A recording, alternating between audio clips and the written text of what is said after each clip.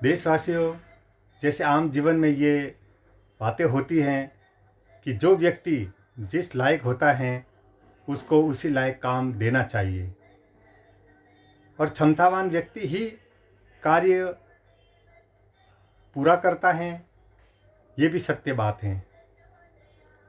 जब भी prime minister से, देश के सभी चीफ मिनिस्टर से बात होती थी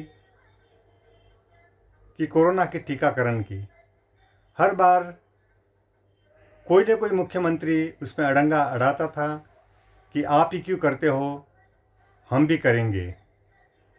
तो भारत के प्रधानमंत्री ने उनको 25% 1 मई से काम दिया कि आप अपने राज्यों में 25% से काम कीजिए, लेकिन वो भी नहीं कर पाए, क्योंकि कहना उंगली करना एक अलग बात है और कार्य को कम समय में, ऐसे भीषण काल में जहाँ पर लोग मर रहे हैं, लोगों के जीवन को खतरा है, ऐसे में अगर आप किसी भी प्रकार का अड़ंगा लगाते हैं तो उसका परिणाम दुष्परिणाम हो जाता है, और हुआ भी है।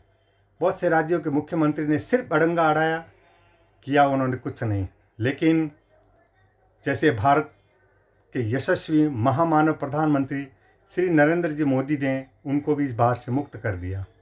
आज के बड़े ऐलान में उन्होंने कहा कि अब राज्यों को कुछ करने की ज़रूरत नहीं है, जो भी उनका काम 25% दिया था 1 मई से करने को, वो भी अब केंद्र सरकार ही करेगी। उनको सिर्फ मॉनिटर करना है, जो भी वैक्सीनेशन आती है उनको सुचारू रूप से टीका लगवाना है लोगों को। प्रधानमंत्री यहाँ पर भी नहीं रुके, उन्होंने भारत के गरीब मध्यम परिवारों को मुफ्त अनाज की योजना दिवाली तक या नवंबर तक उन्होंने ये घोषणा की है कि उनको मुफ्त अनाज दिया जाएगा। तीसरी बात, प्रधानमंत्री जी ने जितनी भी वैक्सीन होगी वो मुफ्त देने की उन्होंने घोषणा की है, और जो वैक्सीन बनाने वाली कंपनियां हैं उनका 75% वैक्सीन वो भारत सरकार खरीदेगी और राज्यों को वो मुफ्त में देगी।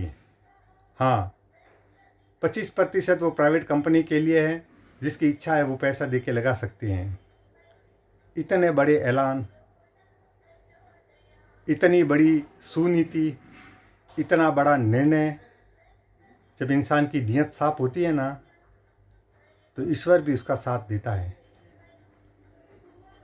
और आज इस कोरोना की दूसरी भयंकर वेव में, जहाँ पर हजारों लोग मारे गए हैं, आज वो खत्म होने के कगार पर हैं।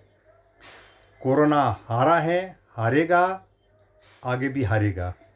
बस आप ईमानदारी से भारत सरकार का सहयोग करते रहिए, और हमें आशा है कि जल्दी से जल्दी ये बीमारी भारत से चली जाएगी।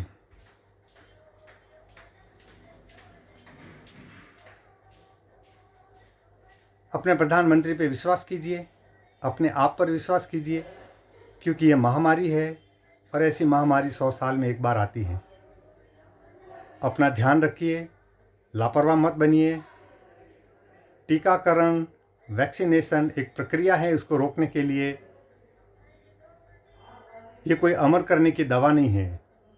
आप वैक्सीनेशन के बाद भी लापरवाह मत बनिए। मुंह पे मास्क लगाइए, 2 गज की दूरी मेंटेन कीजिए और काम में मस्त रहिए, मुस्कुराते रहिए, हंसते रहिए और सावधान रहिए। वंदे मातरम।